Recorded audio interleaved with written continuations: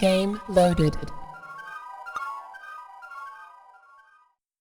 Hi, and welcome to an edition of Lessons Learned with your host, Rafael Piñero. Yes, it is Lessons Learned, and not that other show that I haven't done in, 5 years that I was introducing as this show in one of the biggest F-ups that I've done in recent memory.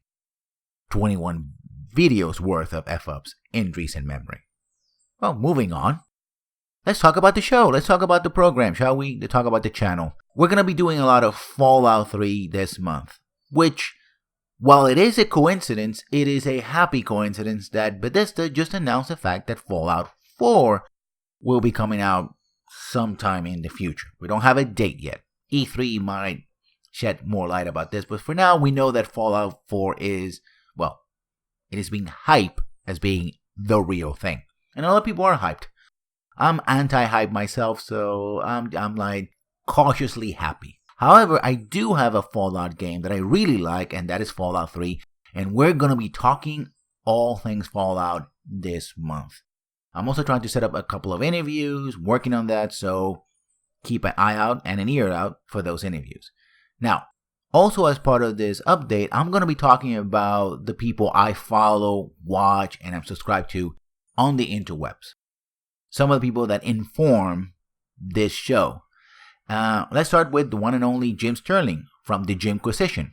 He has a great site, he has a Patreon, and he has a podcast, which he shares with Laura Kate from Destructoid and the one and only Miracle Sound, also known as Mr. Gavin Dunn. It's a great place to go if you want to talk about commentary. It has a great fan base, which are mostly open to new ideas and discussions, stuff like that, and very respectful, very rare in today's fandoms, anyone following anything, right? So it's a good place to start. Now, content warning here. The podcast, specifically podcast, is a little upset with butts and bodily fluids. That's just part of the nature of the podcast. So if those things kind of turn you off or turn you on in things in ways that you cannot repeat or show in public, maybe that is not the kind of podcast for you.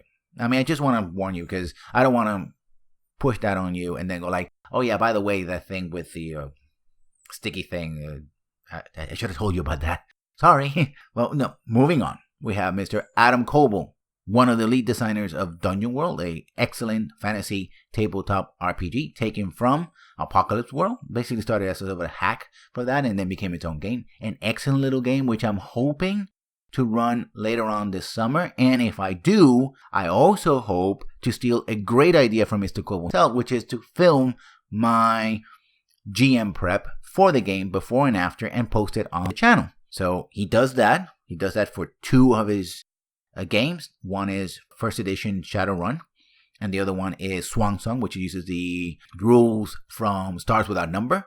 So go watch him on his channel. He also does great role-playing stuff. And I like it because he has, as a designer, at least a tabletop game designer, as a writer, he has great insight on the social aspects of gaming and characters and whatnot. If you like that kind of stuff, Mr. Coble is your first stop. And talking about social commentary and video games as art, you should check out Mr. Matt Lee's channel. He's also a freelance writer and reviewer. He has a podcast, and he's someone I think you should definitely check out. He likes to make the social commentary. He sees more games as art. He has currently the Bloodborne Diaries. I really became hooked on his channel when he was doing XCOM Let's Plays. That I think is something that if the new XCOM comes out, he will certainly do more of those. And I'm just waiting. I'm really psyched for that. Seeing him playing the game and getting utterly destroyed by the game. In funny and interesting ways. And sometimes actually he managed to win once in a while, which was also fun too.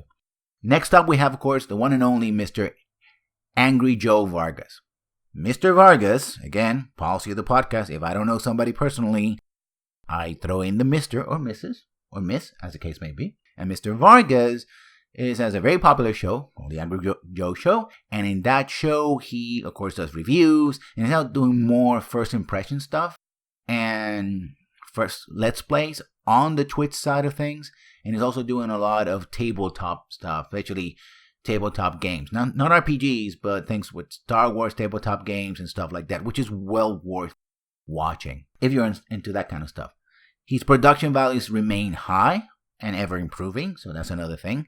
Now, some people have said, well, you shouldn't have angry as a moniker / way of selling you to the audience, blah, blah, blah. It's like, listen, it's a moniker. It's a style. It's a thing. And it also reflects, I think, the anger of a lot of players. So we should be very careful as critics to not be so dismissive of this. It's a ploy. It's a way he sells his channel, and it works. It really works. And then finally, the favorite of mine, which is problematic, and that is none other than Mr. John Totalbiscuit Bain. Why is he problematic? Well, he's not problematic being a consumer advocate, which a lot of the people I've talked about also have a consumer advocate angle as well. And he's a premier consumer advocate. He's always looking out for the consumer. That's not the problem. In part because, let's be honest, confirmation bias, I tend to agree with most of what he says. I don't agree on his point on used sales, but I realized that when it comes to the social aspects of media, specifically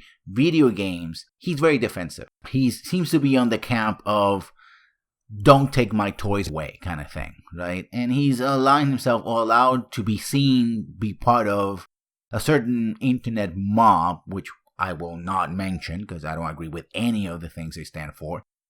And his social commentary comes off as being ill-informed, right?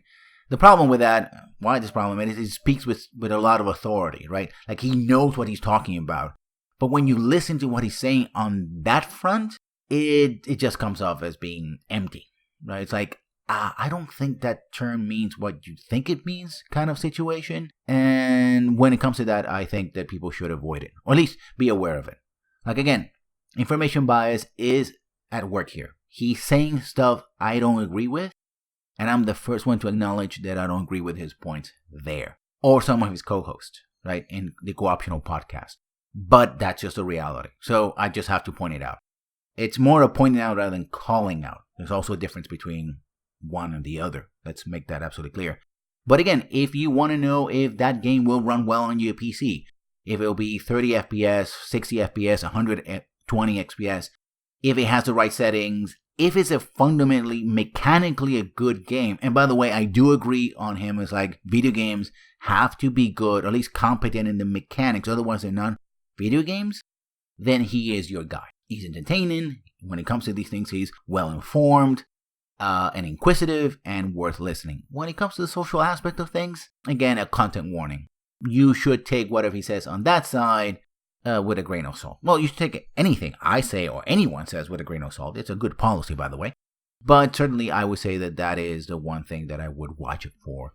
Furthermore, I would say that, let me put it this way. When I started this program, one of the things I hope for is eventually I would be invited to his podcast. He's a big YouTuber and it works for him. What he's doing works for him.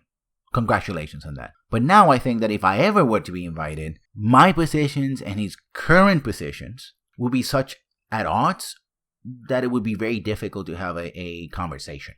At least one where I wouldn't feel like I was being, talked over, right? And I wouldn't really be able to contribute to the environment he has right now. That's where my position and his position on the social issues of gaming are at this moment. And well, people have different opinions, right? People have different visions of how things work. People have different information, different agendas. And by the way, overall, that's a good thing. I will say this. Whenever I have encountered any of these folks on Twitter and other areas, every one of them has been respectful, has been attentive. And while we haven't agreed on everything, I've never felt that I was treated badly or ignored or anything like that. So kudos for respecting your audience. And that's all I have to say for now. As always, if you like the program, please comment and subscribe. And I'll see you when I see you. Good night.